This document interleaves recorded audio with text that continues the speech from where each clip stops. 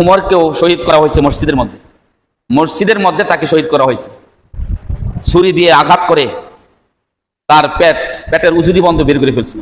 ওমর ইবনে খাত্তাব রাদিয়াল্লাহু আনহুর পরে উসমান রাদিয়াল্লাহু আনহু সবচেয়ে লাজুক সাহাবী, শর্মিন্দা সাহাবী ছিলেন উসমান রাদিয়াল্লাহু আনহু।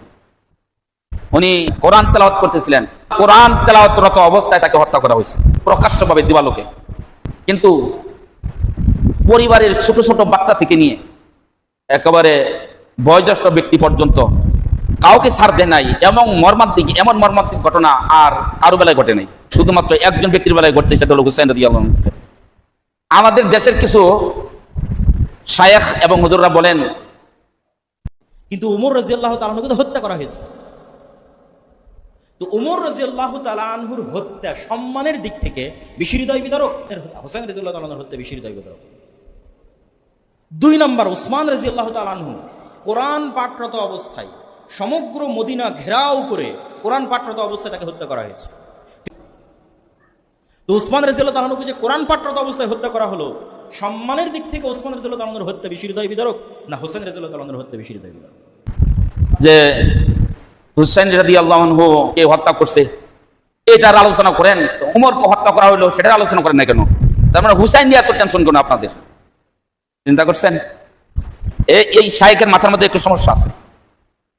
উমর রাদিয়াল্লাহু আনহুকে হত্যা করা হয়েছে, উসমান রাদিয়াল্লাহু আনহুকে হত্যা করা হয়েছে, তাদেরকে শহীদ করা হয়েছে। রাষ্ট্রে তাদেরকে শহীদ করে নাই, রাষ্ট্রের যে ক্ষমতাধর ব্যক্তি তারা শহীদ করে নাই, সাধারণ পাবলিককে শহীদ করছে। আর হুসাইনের বিষয়টা ভিন্ন। রাষ্ট্রের প্রধান, রাষ্ট্রের দায়িত্বশীল যিনি, তার হুকুমে হুসাইনকে হত্যা করা হয়েছে। এর জন্য হুসাইনের বিষয়টা একটু গুরুত্বপূর্ণ। 1 2 নম্বর, ওমর ইবনে খাত্তাব রাদিয়াল্লাহু আনহুকে হত্যা করা হলো, উসমান রাদিয়াল্লাহু আনহুকে হত্যা করা হলো। তাদের আলোচনা অবশ্যই গুরুত্বপূর্ণ আলোচনা, সেটা তো করবোই। কিন্তু ওই হত্যা আর হুসাইনের হত্যার মধ্যে আকাশ পাতাল বেশ কম আছে। হুসাইনকে হত্যা করা হয়েছে সপরিবারে গেছিল, ছোট বাচ্চা থেকে আরম্ভ করে বৃদ্ধ পর্যন্ত ছোট ছোট বাচ্চাদেরকেও হত্যা করতে পারে নাই। ওমর ইবনে খাত্তাব রাদিয়াল্লাহু আনহু, উসমান ইবনে আফফান রাদিয়াল্লাহু আনহুর ক্ষেত্রে এমনটা ঘটে নাই। এর জন্য হুসাইনের বিষয়টা মানুষের হৃদয় স্পর্শ করছে।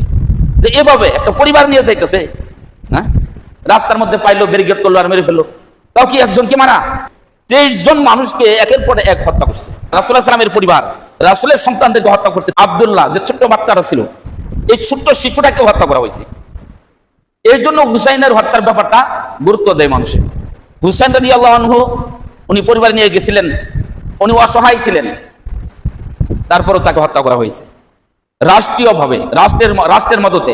রাষ্ট্র শক্তি একাত্র হয়ে এই অসহায় মানুষের উপর আক্রমণ করে একেবারে হত্যা করছে। এর জন্য এটা গুরুত্ব বেশি।